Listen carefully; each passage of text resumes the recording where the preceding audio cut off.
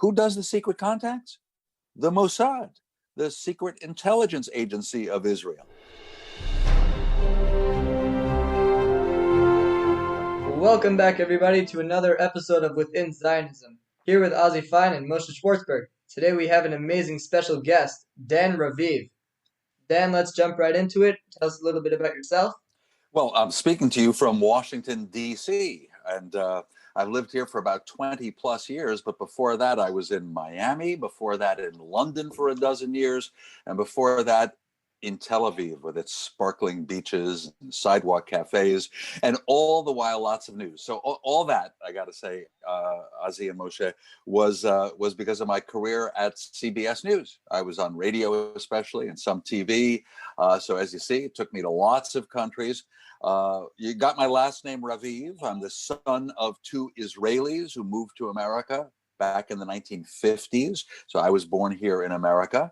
But because of my CBS career, I got to be in the Tel Aviv bureau covering Israel in the late 1970s, then London for a dozen years, then Miami, and now here in Washington.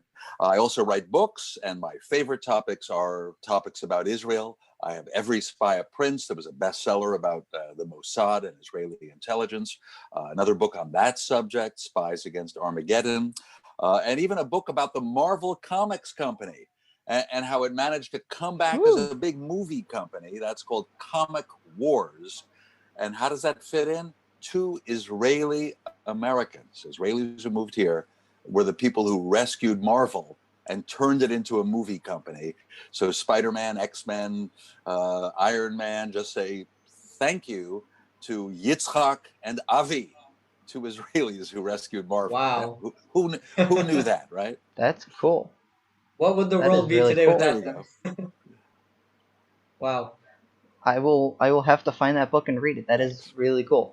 That's Yeah, good to I know. was wondering what that was. I was looking through what you do, and I saw like all this like Israel, Zionism, Mossad, this, secret agents, all this like Israel stuff, and then I see Marvel. I'm like, what's the connection? Yeah, a lot of people don't know. Two Israeli Americans. And again, when they had the legal fight to pull the company out of bankruptcy and all that, they often would issue statements, we're Israelis, we don't give up. Or when there was another group that was filing a lawsuit to block their plan, they would say, we never surrender to terrorists.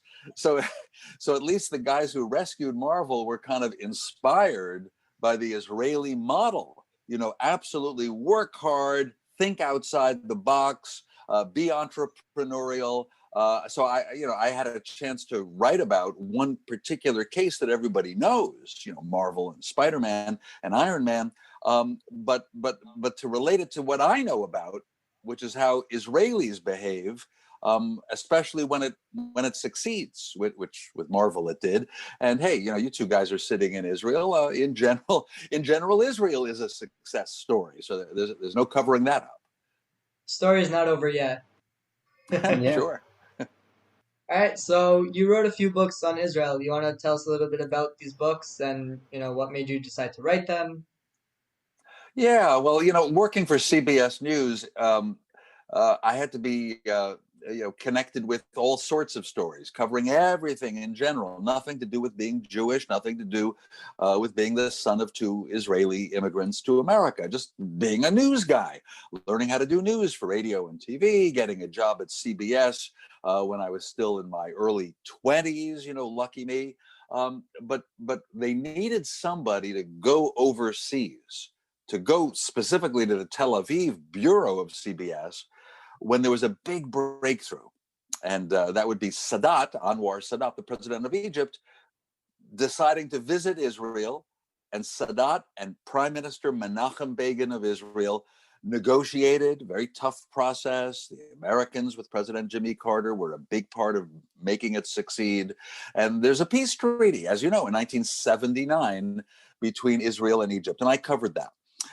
And so lucky me, you know, CBS had me there in the Middle East, and I met a lot of people, and I met another journalist, an Israeli, and I ended up writing half a dozen books with him, and that's Yossi Melman. Yossi Melman wrote for Haaretz, and he's back at Haaretz, by the way, and also contributes to a lot of films and all that. And we realized we realized, mainly because of his connections in Israel, that some of the older men in the Mossad, the famous spy agency that the whole world was, afraid of, but they would respect the Mossad but not understand it. We realized a lot of the old men were retired and willing to tell their stories. So the key to that first set of books was people who worked in the Mossad and were ready to set the record straight, explain why they did what they did, give a lot of details. Then, because of Israel's system, we had to submit the manuscript to the military censor, who made us take out some of the details. But that didn't ruin the story. The spirit was still there. So our first book was called Behind the Uprising, because there was an uprising by the Palestinians, you may know, in 1989, 1990, a lot of trouble in the West Bank. And as we looked into it, it was in part, those Palestinian activists trying to prove that they're real nationalists and they don't need King Hussein of Jordan. Jordan used to have the West Bank from 1948 to 67. And so we looked into that and found out that the Israelis had been meeting with King Hussein of Jordan in secret for years and years and years. And in 1989, that was our first book, Behind the Uprising, like part of an explanation, Israelis, Jordanians, and Palestinians, that Israel had secret talks with King Hussein. That means that Israel had secret diplomacy. Right? We could skip ahead and realize this still happens now all the time. How do you think you suddenly have relations with the United Arab Emirates and with Bahrain? And right? We know from reports that there have been secret contacts, even with Saudi Arabia. But who does the secret contacts? The Mossad, the secret intelligence agency of Israel. And so as Yossi Melman and I looked into King Hussein, the Israelis, Jordan, and Israel, we realized that the Mossad is like it's like an extra foreign ministry. It's a team of secret diplomats.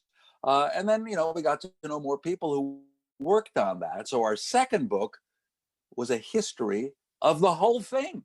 Since the beginning of Israel in 1948, we realized we had met enough people, put together enough stories. And so we wrote Every Spy a Prince, a history of Israel's intelligence community. We showed it's not only the Mossad, but there's an Agaf HaModi'in known as Aman, the intelligence wing of the Israeli army, of the Israeli Defense Force. There's also, we even had secret intelligence agencies that helped get Soviet Jews, out of the Soviet Union. And we just found there were different parts of Israeli intelligence, and we even included Shin Bet, known to Israelis as Shabak. Sherutei HaBitachon is the security services, like Israel's FBI. So you can tell that as a son of Israelis, I kind of, got it right away. I got some of the Hebrew lexicon. I can understand what the people are talking about. I was lucky to have an Israeli co-author. So, managed to do that book, Every Spy a Prince. And the Middle East became super hot in 1990 when Saddam Hussein, the dictator of Iraq, invaded Kuwait.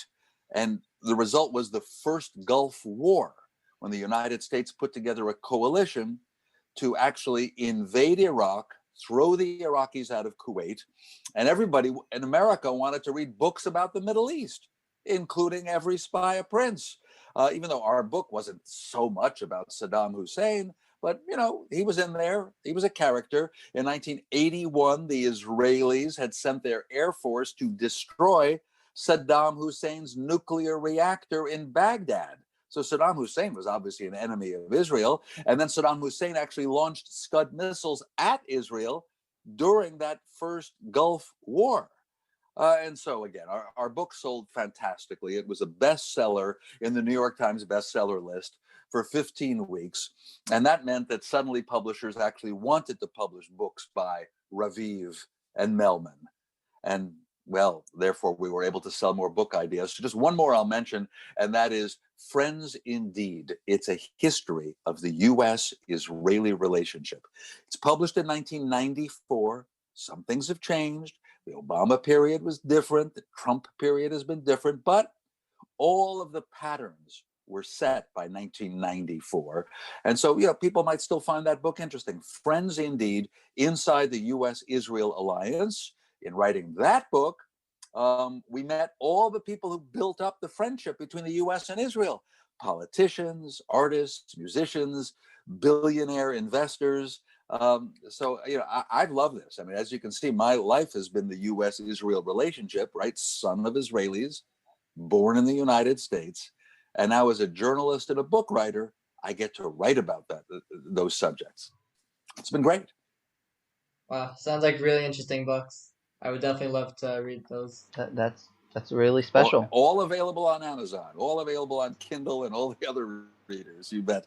All right, so I want to ask you, how'd you get in touch with everyone?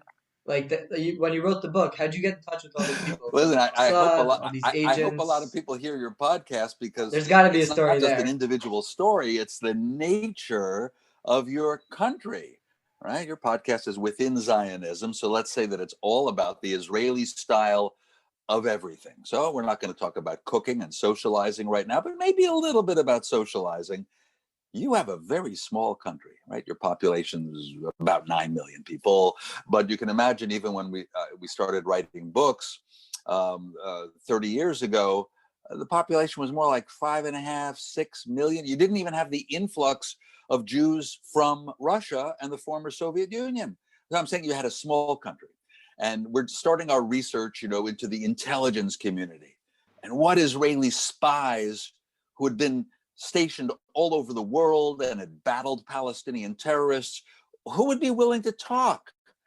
But in a tiny society like Israel, where everybody knows everybody, and somebody has an uncle or an aunt or a grandfather, or who had been in the secret services. Oh, my Saba, my grandfather, loves to talk about it. He loves to talk about it. We would find out just socially from people. You have a grandfather who was in the early intelligence work of Israel when Israel was a new country in 1948, and he likes to talk about it. Hello, we're the guys you should talk to. So I would say that the strength of that was Israel being a small, talkative country. It's also usually Israel's nature that people kind of want to do a little one-upmanship, right? You think you were in a secret unit. I was in a secret unit. And so all the time we had. Yeah, that's everyone in this country. Yeah, we had Israelis who wanted to correct each other and all that. And you could really put together a story. I will tell you this: in the United States, a country of more than 300 million people, it's not as easy to find former CIA and FBI people. And it's not so much in their nature, even after retiring, to talk. It's kind of in your nature, my dear Israelis. It's in your nature. Yeah, in this country, everyone drafts, so everyone's like, it's like a known question. Like I didn't even draft yet. I'm 18 again. I'm in Mechina, prep year, and I've been on the train on the way to Tel Aviv, and like people will literally just come up to me and just start conversation. Where'd you serve? I'm like, I'm 18. Or even like when I was 17, people would ask me, and I'm like, I'm 17. I didn't draft yet. Yeah. It's just like Well, that's that's like a the good point. question. It means that, it means that your national service of whatever kind, in order to help your country, because a lot of guys and some women as well, did the military, then got chosen by the intelligence agencies, said, wow, this woman, this young lady is fantastic at computers and software.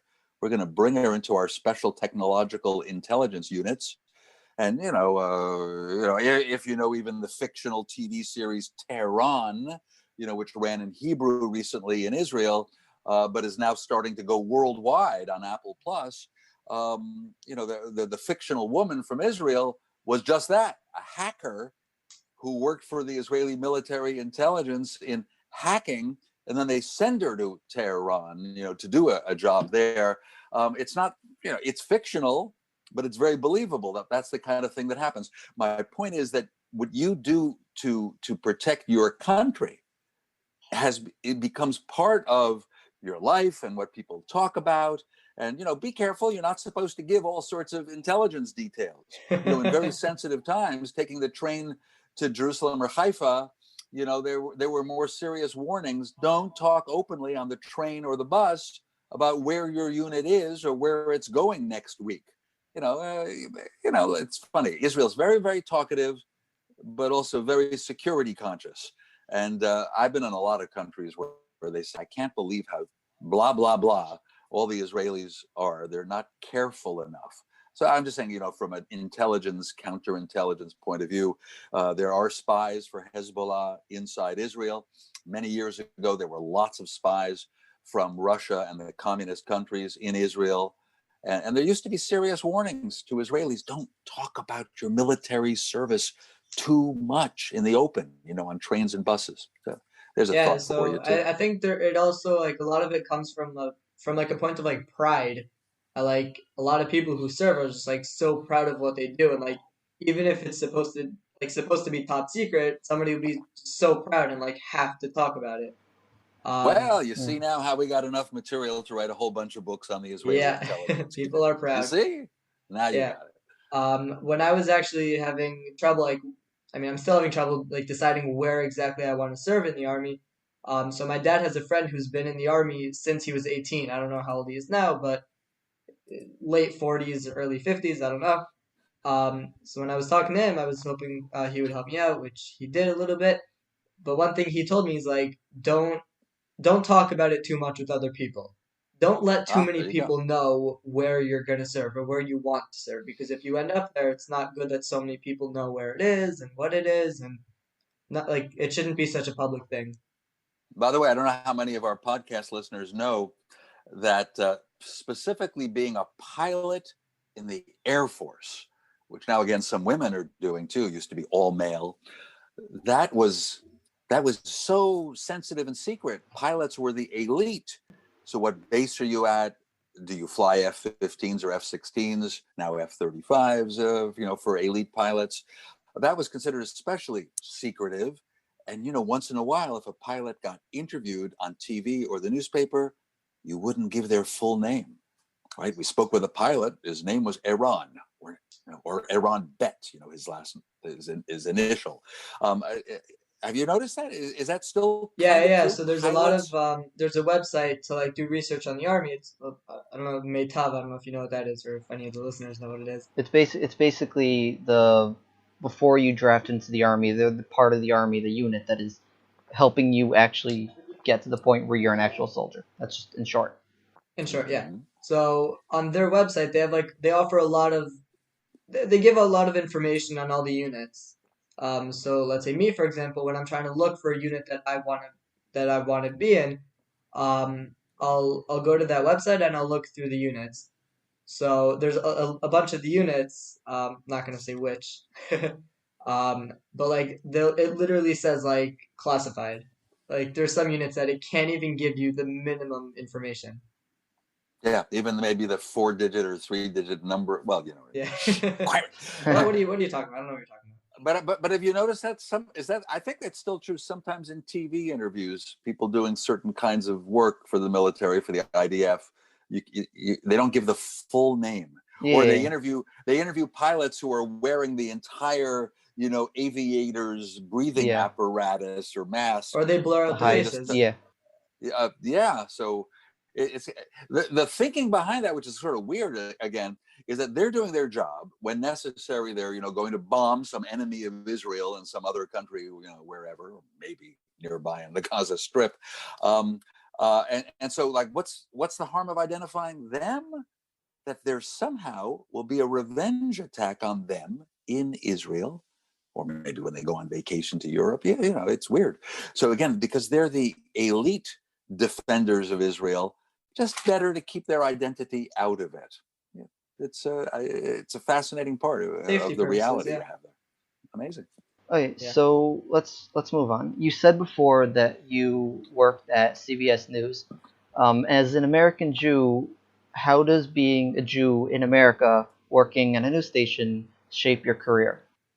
Well, all I can tell you is certainly when it comes to the Jewish people in the newsroom, we were, and I know they still are, a lot more than 2% of the newsroom happen to be Jewish, because for various reasons, cultural reasons, history reasons, Jews often like to be writers, storytellers, journalists.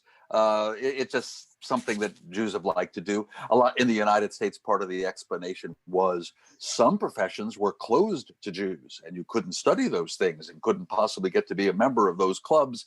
All that, most of that is pretty much gone, but all of it added up to journalism has been very popular among Jewish people. Obviously, in the current realities, even if you watch CNN and you see various anchors or presenters who I happen to know pretty much who's Jewish and who isn't. A famous one, of course, is Wolf Blitzer, of course. But people have different levels. Are they Jewish or not? If you get to know them, or people who work in the newsroom with them, some of them do take the holidays off and some of them don't. Some of them, a few don't work on Friday night and Saturday for Shabbat. Most seem to if they're in journalism. You get the point. So in my life, not even a concern. What was interesting to me is that I had this job in New York at the headquarters of CBS News when Sadat visited Begin, when Egypt and Israel started negotiating peace in 1977 and into 78. And when it was clear that CBS News needed more people who know the region to go over there, to be in Cairo or Tel Aviv, it was just an advantage. Hi, I said to my bosses, I speak quite a lot of Hebrew. I'm the son of two Israelis. I've been in Israel a few times. I could move tomorrow. Now, with any major American corporation, you don't usually find an employee who says, I could move tomorrow. I was a single guy too, so I don't have a family. You don't have to move the whole family. Major corporations, they help you sell your house, buy you all the tickets, plant you in the new country, with 2 months in a hotel. I was the cheap guy who said, I could go tomorrow. So you know what? I pretty much went tomorrow. And so that was back in July of 1978. And so it was only an advantage, being Jewish, of Israeli parentage, that my company already knew me. I was a trusted writer and producer in the newsroom in New York of the national radio news on CBS. And they trusted me. And so there was no question like, oh, well, he speaks Hebrew. He's probably biased and he only likes the Israeli side. No, there really were no issues like that, at least for me, because I'd proven myself professionally. I just want to make a contrast because later in my career, I was in England in the London bureau of CBS for 12 years. Still no problem for me with CBS, but I saw the British system. And because the British media are not automatically pro-Israel or understanding of Israel or understanding of Jews, or in Britain, in the United Kingdom, the percentage of Jewish people is 0.5%. Wow. Pretty much only in London and Birmingham and a little bit of Manchester, a little bit, but very small percentage. So there's not as much It's interesting. understanding and I've like comfort. a lot of British friends here. Well, I'm not going to say in general, British Jews are more likely to make aliyah because they don't feel they're totally accepted back in their country of Britain. But that was my observation. But no, My I'm just saying, wife and like, I, because there's so many, yeah. like, I have a lot of English friends here. I would figure that there'd be a bigger community there. Oh, well, 0.5% of the UK, very tiny. No, the result is sort of look at it the other way, Ozzy, which is they don't have such a comfortable home, such a comfortable place in society in the United Kingdom. Many So people are the rest of them successful, of should move course. here.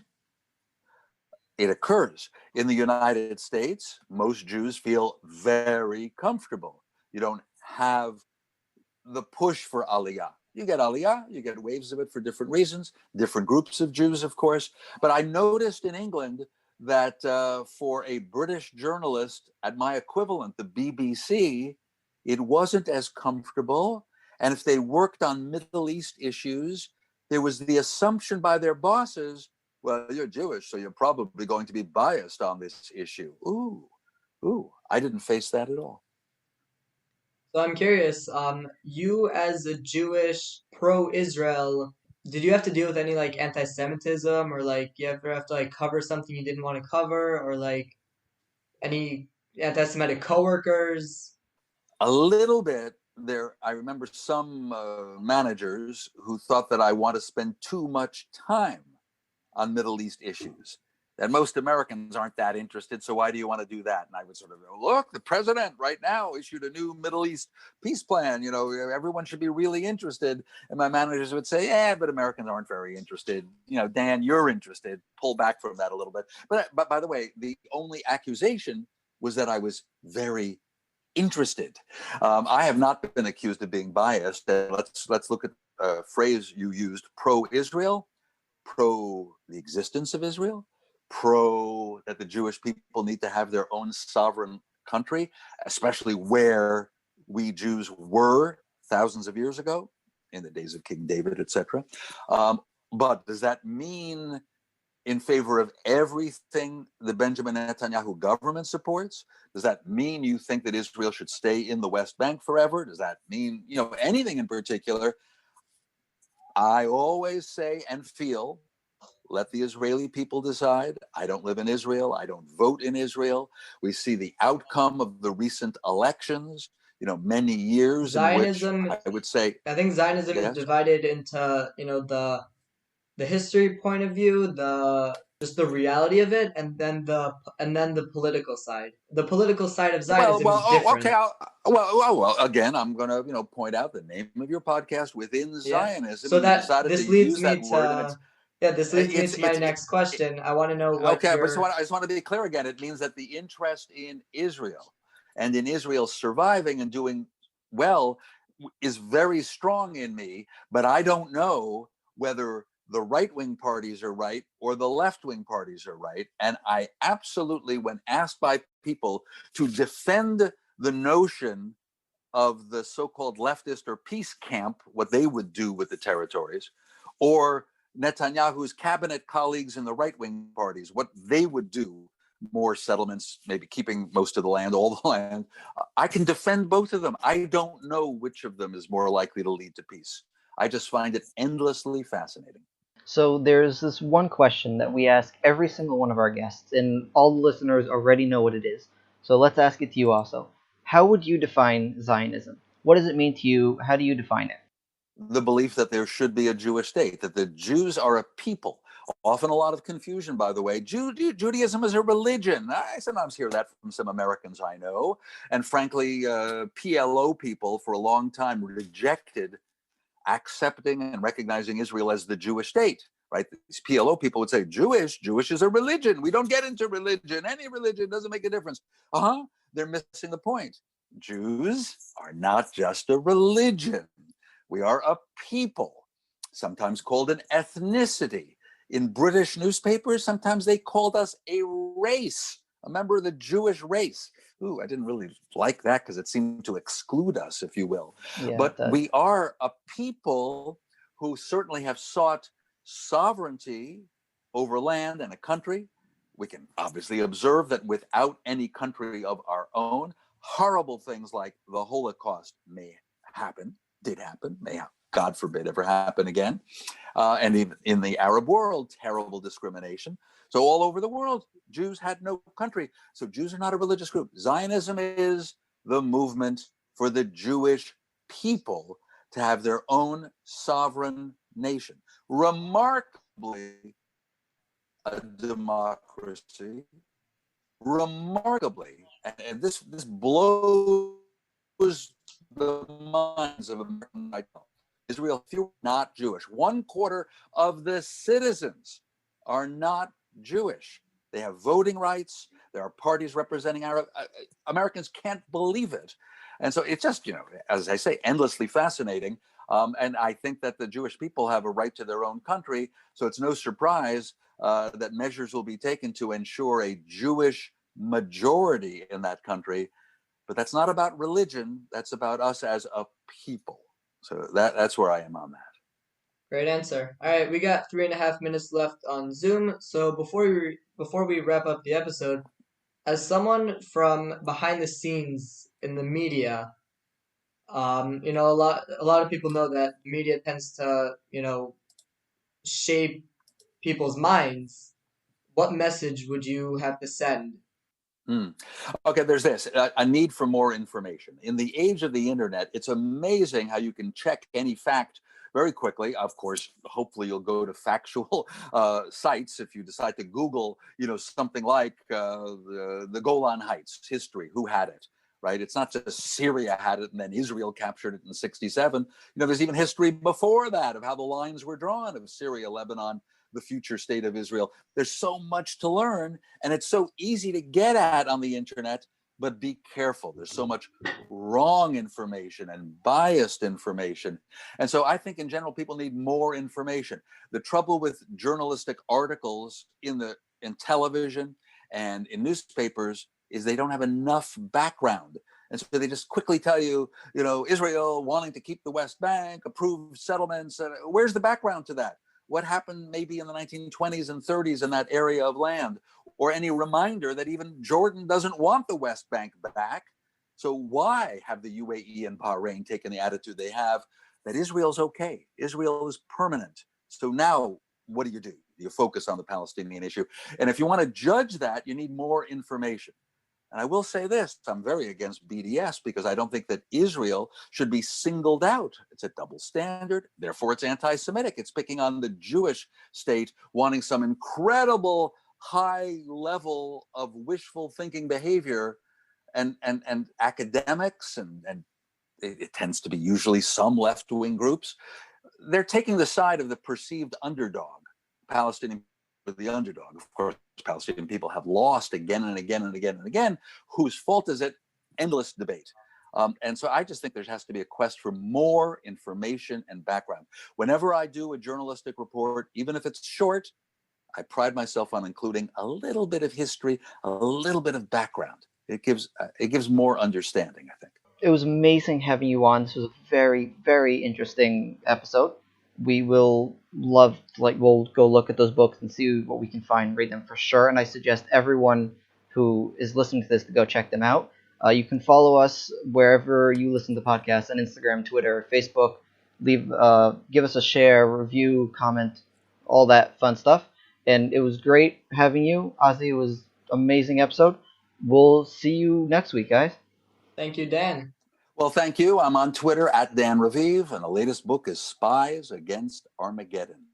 All the best. Happy New Year, Gamarto. And as I usually say, stay safe and have a great day.